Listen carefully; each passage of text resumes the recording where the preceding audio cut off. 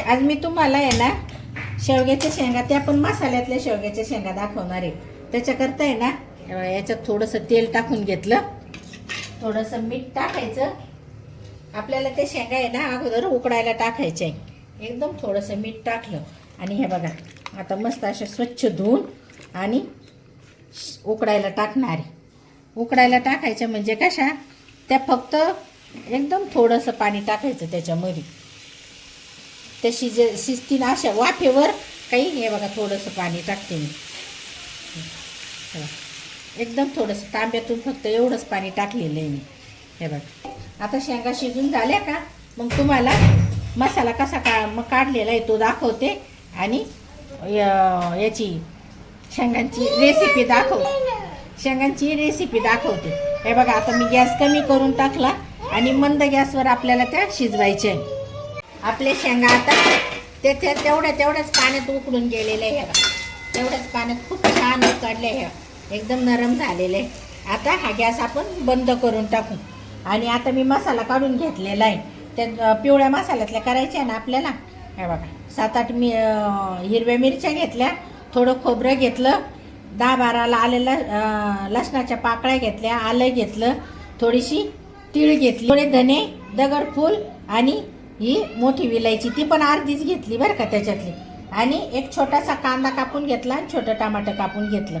आता याला मी अगोदर याची वाली प्युरी तयार करून घेणार आहे आणि हा मसाला वेगळा काढणार तुम्हाला दाखवते मी. उकडलेले शेंगा आहे ना आपण या ताटात काढून घेऊ आणि लगेच कढईवरती ठेवायची आणि थोडीशी कढई तापली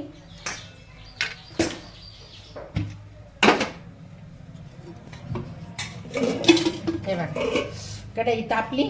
आता त्याच्यात हे बघा 2 वगळ्या भरून मी तेल टाकलं. हे बघा आता तेल चांगलं तापलेलं आहे, त्याच्यामध्ये मी थोडीशी मोहरी टाकते. हे बघा थोडीशी मोहरी टाकते.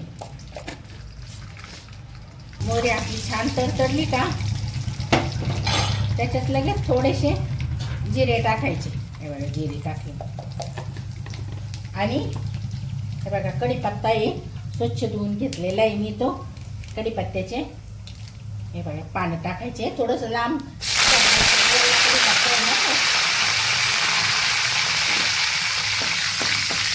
आणि हे झाल्यानंतर टमाटर मी कापून घेतलेलं होतं ना, त्याची प्युरी काढलेली. हे बघा आता ती प्युरी याच्यात टाकायची आपण.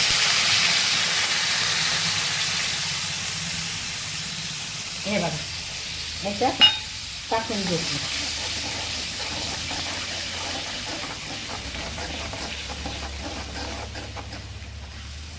हे बघा आता कांदा आणि टमाट्याची प्युरी थोडीशी चांगली शिजल्या गेली का आपली कढई तापलेली होती, तेल पण तापलेलं होतं ना, मस्त शिजलं गेलं. हे बघा याच्यात आता मी थोडीशी एकदम चिमूटभर धना पावडर टाकते. आपण धने टाकलेले मसाल्यामध्ये अगोदर. हे बघा इथं मी लाल तिखट टाकलेले 1.5 चमचा. आपण हिरव्या मिरच्या घेतलेल्या आहे ना त्याच्यामध्ये लाल तिखट टाकलं.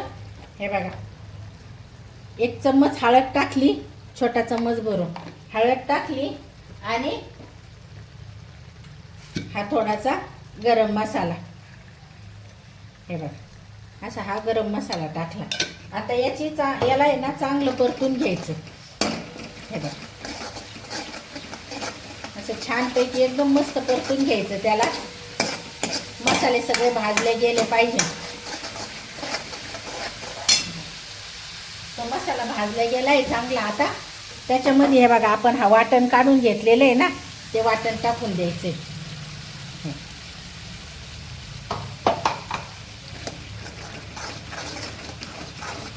हे बघा ते वाटण आणि लाल तिखट, हळद, धना पावडर, ते सगळे मसाले असे एकदम छान एकजीव झाले पाहिजे.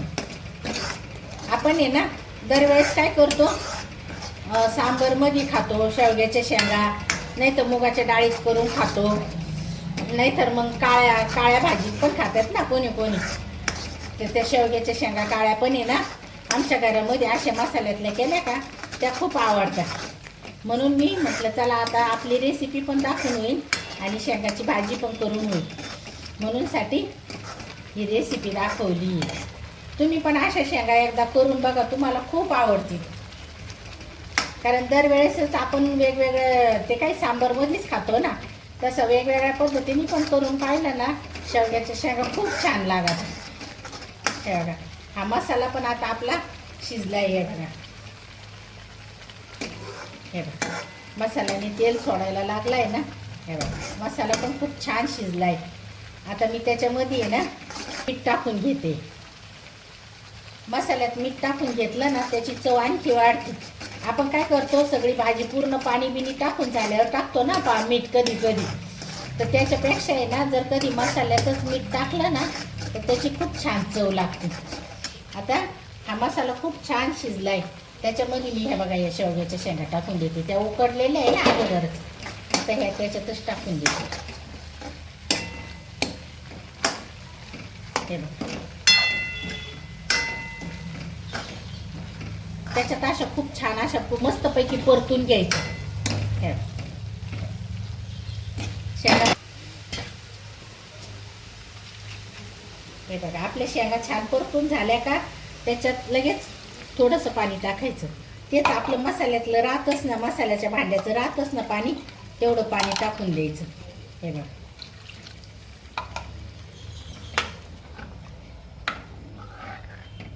हे बघा मसाल्याच्या खूप छान अशा पिवळ्या मसाल्याच्या शेवग्याच्या शेंगा आहेत. तुम्ही पण नक्की करून बघा आणि कशा झाल्या त्या पण आम्हाला कमेंट करून सांगा बरं का. अशा छानपैकी मसाले टाकून आणि शेंगा टाकून परतून घ्यायच्या.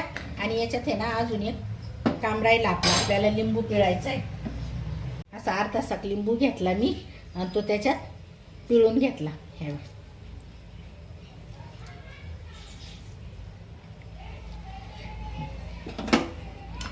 इतक्या छान अशा या शेंगा केलेल्या आहे. अशा मसाल्याच्या शेंगा केलेल्या आहे.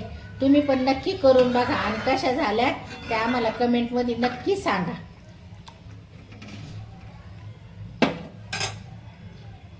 मसाल्यातल्या आपण साईडला उकडून घेतलेल्या आहे बरं का ह्या शेवग्याच्या शेंगा.